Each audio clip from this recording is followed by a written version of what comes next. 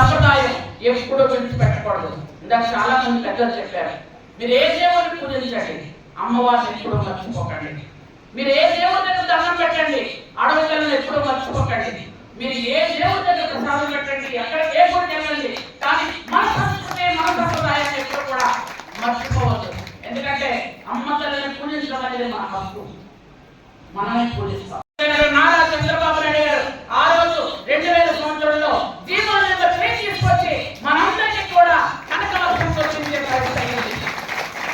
Jeevan number 3 అని ఈరోజు చాలా మంది బయటకు వస్తున్నారే, అసలు జీవన్ నెంబర్ 3 అంటే ఏంటో చాలా మందికి తెలియదు. జీవన్ నెంబర్ 3 తీసుకొచ్చి మన గిరిజనులకి నెత్తి మీద పాలు పోసినట్టు అయింది. గిరిజన ప్రాంతాల్లో గిరిజనులే ఉద్యోగాలు చేయాలి, వాళ్ళందరికీ గిరిజనులకే జీవనోపాధి ఉండాలి, గిరిజనులే అక్కడ భూమి పట్టేసుకోవాలి అని ఆ విధంగా మనకి ఇచ్చారు. అప్పటి నుంచి ఇప్పటిదాకా దాదాపు 5-6 వేల మంది గిరిజనులు ఉద్యోగాలు సంపాదించుకున్నారు. మనం 2000 సంవత్సరం తర్వాత స్కూల్ ఆఫ్ ఎక్సలెన్స్ పెట్టారు, కాలేజ్ ఆఫ్ ఎక్సలెన్స్ పెట్టారు, అలాగే మనకి బెస్ట్ అవైలబుల్ స్కూల్స్ పెట్టారు. ఇవన్నీ పెట్టి ఇంగ్లీష్ మీడియం స్కూల్స్ కూడా పెట్టి పిల్లలు చక్కగా చదువుకోవాలని విదేశీ అంబేద్కర్ విదేశీ ఓవర్సీస్ విద్యను కూడా పెట్టారు. అదంతా మన చంద్రబాబు నాయుడు గారు చేశారు.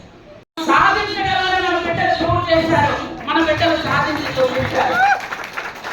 ఎందుకంటే మీరు ఆ రోజు నిజంగా మీరు ఎవరు చూడలేదు, ముందుగా అంటే మీకు అవకాశం లేదు. పిల్లలందరూ 13,000 మంది పిల్లలు 3 రోజులు ముందుగా వచ్చి అక్కడ ప్రాక్టీస్ చేస్తున్నప్పుడు నేను అక్కడ ఉన్నాను. మన పిల్లల క్రమశిక్షణ, డెడికేషన్, వాళ్ళ తాలూకా అంటే పట్టుదల, వాళ్ళ క్రమశిక్షణ చూస్తే ఎంత మొత్తేసిందంటే ఎవరు కూడా మాట్లాడకుండా పక్కకు చూడకుండా ఒక స్థితిలో చాలా బాగా చేశారు.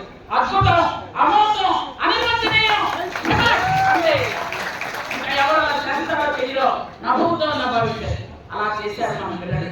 కాబట్టి మనకు ఏకాగ్రత ఉంది, మనకు సాధించాలనే కోరిక ఉంది, సాధించాలనే పట్టుదల ఉంది, మనం ఏదైనా చేయగలిగిన సత్తా ఉంది, మనకి అన్ని నిబద్ధతలు ఉన్నాయి. కాబట్టి మన పిల్లలందరూ అత్యుత్తమ స్థానంలో ఉండాలంటే తల్లిదండ్రులు చక్కగా పిల్లలు స్కూల్కి పంపించాలి, అలాగే టీచర్లు వాళ్ళకి చక్కగా విద్యాబుద్ధులు చెప్పాలి.